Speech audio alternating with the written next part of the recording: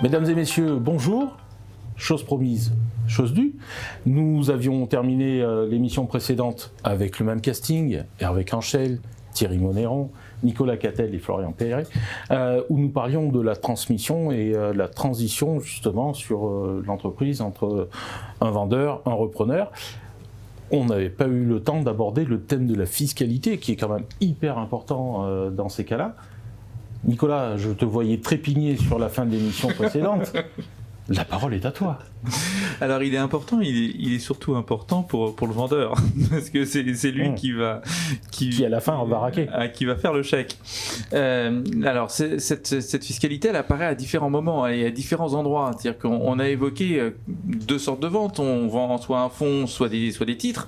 La fiscalité n'est pas la même, que ce soit au niveau des droits d'enregistrement. Donc et ces droits d'enregistrement le calcul est différent, sont la forme juridique de la société. Donc là aussi, quand on parlait d'anticipation lors des missions précédentes, il arrive qu'il y ait des opérations pour lesquelles on a des transformations de forme juridique avant que l'opération se fasse pour pouvoir gérer cette problématique de droit d'enregistrement. Et ça concerne essentiellement l'acquéreur. Oui, le droit d'enregistrement. Mais ça fait partie des problématiques qui sont évoquées et en effet tu as raison. Donc, ce que tu dis, c'est que le vendeur peut changer avant sa volonté de vendre, enfin c'est même conseillé. À la demande souvent de l'acquéreur, puisque en effet c'est la problématique de l'acquéreur, en disant moi la forme juridique qui est actuellement une SARL ne m'intéresse pas, ce que je voudrais c'est que vous la transformiez en SAS pour que les droits d'enregistrement soient plus faibles. Donc ça c'est une problématique. Des conséquences de déclaration sociale, plein de choses, voilà, quand même. Ensuite, il y a une fiscalité dans l'entreprise, puisque alors selon qu'on vende l'entreprise ou pas, si on vend un fonds de commerce, la fiscalité, elle est dans l'entreprise. Donc la plus-value se retrouve dans cette entreprise. Et puis après, au niveau du chef d'entreprise qui vend. Et là, on est sur une difficulté qu'il y a plein de cas possibles. Et donc, il y a une règle générale de la taxation de la plus-value, mais avec des cas particuliers, selon que le chef d'entreprise parte à la retraite, selon la durée de détention depuis laquelle il détient les parts de sa société. Donc il y a différents cas de figure qui donnent des règles d'exonération partielle, mais avec des seuils qui bien sûr sont différents à chaque fois, pour définir le montant fiscal de la plus-value et donc d'imposition.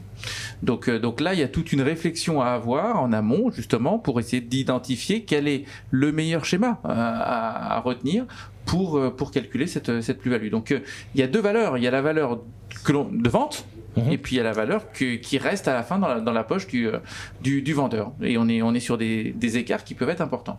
Ouais, ce qui peut étonner pas mal de personnes en fait. Oui, il faut bien avoir conscience, mais ça c'est le chef d'entreprise au bout d'un moment l'a en tête, c'est-à-dire que l'argent qui rentre n'est pas forcément celui qu'il a à la fin dans sa poche. Il y a un écart. Ça fait des années qu'il paye des impôts, donc il connaît parfaitement le sujet. Et puis s'il le sait pas, c'est que ça serait inquiétant. Je rebondis sur une transmission possible, qui est une transmission familiale. Ouais. Est-ce que c'est une fiscalité à part? Est-ce qu'on peut commencer déjà à transmettre au long cours ou pas? Alors, oui, alors, au long cours. Des montages peut-être, non? De type monter une holding en amont pour pouvoir monter des parts et amener des parts au niveau de transformer l'appartenance de l'entreprise peut-être. Alors voilà, ça fait partie du changement de l'organisation, mais après le transfert, il se fait au moment où tu vends tes actions, donc où tu vends tes parts. Donc tu peux anticiper, tu peux préparer la façon de le faire, mais tu n'es pas dans le schéma des donations que tu peux faire à tes enfants dans le cadre de l'impôt sur le revenu. Là, on est quand même sur un schéma qui est quand même différent, qui est celui de l'entreprise, du monde de l'entreprise. Qui est plus technique. Ouais. D'accord. Hervé, si on revient sur la vente de l'entreprise, quand le vendeur te sollicite, toi tu leur conseilles plutôt quoi? De faire un mandat simple, mandat exclusif? Comment ça se passe? Explique-nous. Je vais dire, je ne préconise pas le mandat exclusif. Voilà, clairement. Quand je pousse un mandat exclusif auprès de quelqu'un qui vend son entreprise, c'est que je sais que je vais avoir un acquéreur. J'ai déjà un vivier, je sais que l'entreprise va intéresser un tel ou un tel. J'ai déjà identifié des acquéreurs potentiels. Et Et comme je vais mettre tout mon réseau en place pour la vente directe, je vais demander un mandat exclusif, mais sur un délai assez court. En général, je me positionne ça dépend un peu du négo, mais 30-60 jours, en gros, pour avoir carte blanche, et puis je sais que je vais pouvoir me lâcher sur cette entreprise-là parce que j'ai des acquéreurs. Généralement, je positionne un mandat non exclusif pour une simple raison. Une entreprise, il y a des salariés. Et je me verrais mal, moi, au bout de 6 mois exclusifs, ne pas avoir réussi à sortir l'entreprise. L'entreprise tombe dans des difficultés financières. Personnellement, je suis le seul non barbu de cette table, mais j'ai envie de pouvoir me raser le matin et de me dire, je suis propre de ce côté-là, parce que je trouve qu'un mandat exclusif dans une session d'entreprise, notamment quand il y a des salariés, c'est un petit peu engageant en termes d'obligation de résultat. Voilà.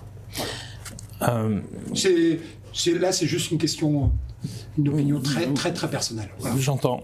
Il y a aussi le chef d'entreprise qui veut racheter un de ses concurrents et tout ça. Comment ça se passe dans les faits ?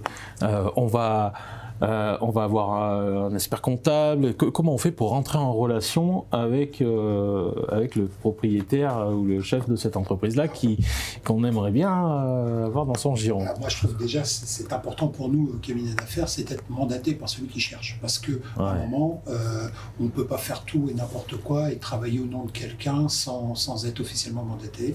Et là, si quelqu'un me mandate pour chercher, oui, effectivement, je vais à la chasse auprès de concurrents, auprès de confrères, avec beaucoup de discrétion, mais on va chercher la cible que la personne souhaite. Parfois, il a même un nom, mais simplement pour une question d'éthique, pour une question de confiance en soi, pour plein de raisons, il préfère le mettre dans les mains de professionnels pour faire son travail. C'est pas un truc qui commence sur le coin de comptoir. C'est pas quelque chose de naturel d'aller voir, d'aller chercher. Ouais. Nous, ce qu'on rencontre, on n'a pas des clients qui ont un nom en tête, mais qui nous demandent en disant tiens, vous connaissez quand même un certain nombre d'entreprises, vous avez un peu de réseau.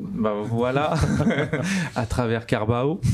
Est-ce que vous connaissez quelqu'un qui est preneur ou qui correspond à ma cible et cherche cette mise en relation. Alors après, il y a les cas particuliers que tu évoques, mais pour le coup, là, il passe pas forcément par nous.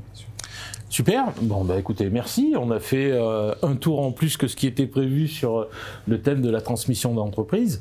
Je vous remercie encore une fois, messieurs, d'avoir participé à cette émission.